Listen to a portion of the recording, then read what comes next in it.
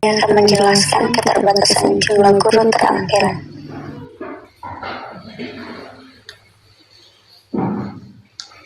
Guru-guru terampil dan berkualitas terbesar di kawasan kota atau daerah yang mudah diakses, sedangkan daerah terpinggir dan terpencil sulit mendapatkan guru.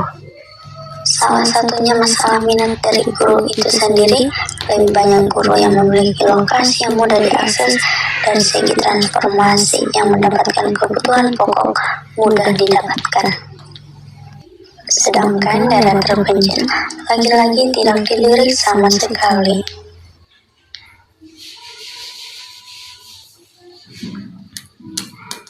Mungkin ada saja guru terpanggil dari hati untuk bertugas di daerah pelosok yang minim akses.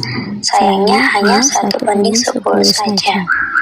Jumlahnya pun sangat kecil sekali. Tidak herannya jika regenerasi yang tinggal di pelosok. Itu sebabnya ini menjadi tugas bagi pemerintah dalam upaya pemerataan tenaga pendidik terampil di pelosok agar terjadi pemerataan. 2. Sarana dan prasarana tidak memadai. Masalah pendidikan di Indonesia seringkali dikeluhkan, baik dikeluhkan oleh wali murid, guru, dan muridnya itu sendiri.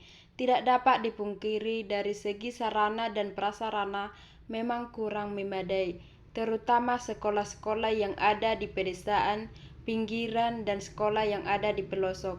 Ini masalah yang klasik dan sudah tidak asing lagi memang. Namun seburuk-buruknya sarana dan prasarana yang ada di pinggiran kota dan desa, masih ada masalah pendidikan di Indonesia yang lebih parah. Kita tahu bahwa Indonesia negara kepulauan yang memiliki banyak sekali pulau, banyak daerah bagian yang tidak terakses seperti halnya di tempat kita tinggal saat ini.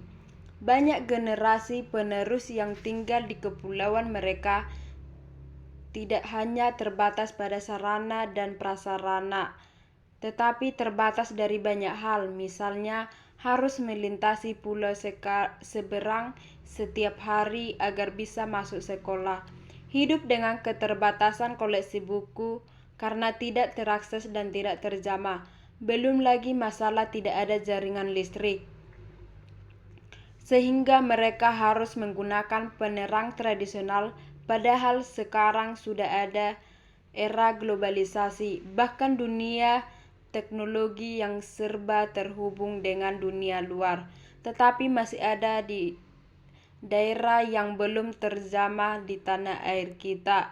Sebenarnya dari masalah sarana dan prasarana tidak memadai ini, saya ceritakan sebagai pembanding bagi pembaca. Sejelek-jeleknya prasarana yang sebagian putra-putri rasakan selama masih ada akses listrik dan melek bahkan bisa mengakses internet dengan bebas, itu sudah lebih baik.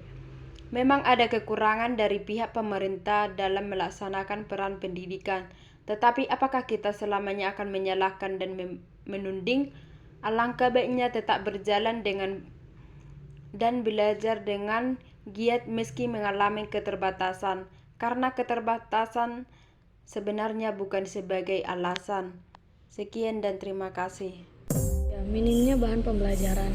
Tidak dapat dipungkiri, masalah pendidikan di Indonesia juga terbentuk pada keterbatasan bahan wajar. Kurangnya keterbatasan bahan wajar menurut saya hal yang wajar, karena memang dari kesadaran akan literasi di Indonesia termaksud di ukuran akhir. Dari sudut frekuensi lainnya, menurut saya bisa juga bukan karena masalah minimnya bahan pembelajaran, tetapi masalah kurangnya kesadaran untuk membuat inisiatif untuk mencari modal pembelajaran. jika memang tidak ada bahan pembelajaran tidak tersedia, bagi seorang pendidik bisa saja belajar dari buku luar. Kemudian, dari pesan buku tersebut ditransformasikan ke peserta didik, atau bisa menciptakan bahan pembelajaran jika memang tidak ada. Dengan cara-cara seperti ini lebih solutif daripada menyalahkan ataupun menuding. Setidaknya dengan cara ini menjadi upaya memberikan jalan keluar untuk kebutuhan diri sendiri ataupun memberi ruang jalan bagi orang lain. Mahalnya dana pendidikan tidak dapat dipungkiri. Masalah pendidikan di Indonesia yang paling mendasar terletak pada masalah biaya pendidikan. Meskipun sudah di gedung-gedung gratis, tetap saja ada bagian yang membayar. Ironisnya, banyak masyarakat miskin yang hanya membayar tidak seberapa, bagian orang borju tetapi menyulitkan. Lagi-lagi di sini saya memiliki perspektif lain tentang masalah dana pendidikan. Masyarakat umum di tempat kita sudah terdewakan dengan kata lulusan dari mana, lulusan peringkat berapa, dan apa itu yang menjadi pendidikan itu adalah raja. Kembali lagi fokus ke masalah pendidikan di Indonesia terkait mahalnya dana pendidikan. Inilah yang menahan angka putus sekolah. Pertanyaannya adalah, akankah kita akan selalu menyalahkan dan menuntut pemerintah untuk menjamin masa depan generasi putus sekolah?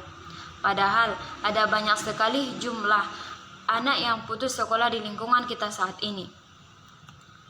Di sini saya justru bukan menyorot dari kewajiban pemerintah, tetapi sikap masyarakat yang berlebihan melebihi mereka yang putus sekolah. Bisa saja berputus sekolah mereka tetap memiliki motivasi belajar. Seperti saya tekankan sebelumnya, belajar bisa dilakukan secara non-belajar.